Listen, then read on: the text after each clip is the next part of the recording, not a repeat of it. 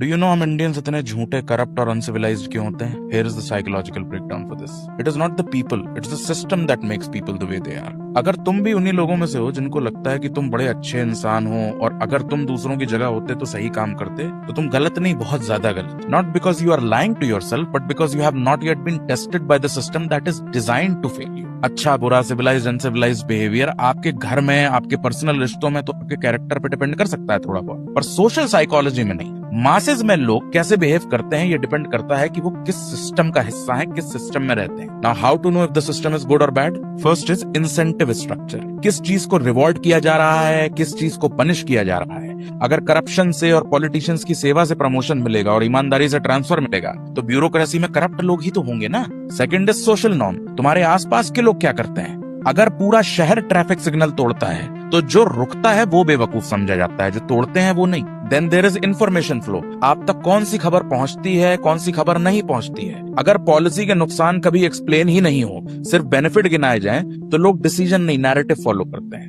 अगर इंस्टाग्राम पे सिर्फ ग्लो अप और फॉरेन ट्रिप्स ही दिखाया जाएगा, तो नॉर्मल जिंदगी भी तुमको बहुत ज्यादा फेलियर लगेगी। और भाई सबसे बड़ा is accountability gap. Do you face the consequences of your actions? इसमें मेरी एक पर्सनल कहानी है, सच्ची कहानी। कुछ साल पहले कानपुर के सबसे रेपुटेबल हॉस्पिटल और उनकी डॉक्टर ने मेरी माँ का ऑपरेशन मेडिकल नेग्लिजेंस के साथ खराब कर दिया और झूठ बोलकर उसको दबाने की कोशिश की। जब मैंने शहर की टॉप अथॉरिटीज को लेटर भेजा, उनको केस फाइल भेजी, तो कोई जवाब नहीं आया कहीं से। फिर मैंने फ्रस्ट्रेट होकर केस कर दिया हॉस्पिटल पे। 2 साल बाद जज ने जजमेंट ऑर्डर पे लिख दिया कि ऐसा कुछ नहीं हुआ है, हमारी सारी एलिगेशंस गलत है। And let me tell you, हमें लग रहा था कि हम केस जीत जाएंगे क्योंकि हमारे पास अनडिनाइबल एविडेंस था कि भाई ये हुआ है हमारे साथ। अब किसी न किसी ने तो पैसे खाए होंगे। तो अब मैं जिंदगी में कोर्ट में नहीं जाना चाहता, भले ही कोर्ट में जाना सही ऑप्शन हो, बल्कि अब मैं मोटिवेटेड हूं to become obscenely rich and powerful so that I can also buy people in the system even if I am wrong. And mind you, मुझे लगता है कि मैं एक अच्छा और मॉरलिस्टिक इंसान। और भी कई ऐसे एग्जाम्पल हैं, जैसे कि लोगों को देशभक्ति के नाम पे चूतिया बनाना और बोलना कि देश छोड़कर मत जाओ, यहीं काम करो,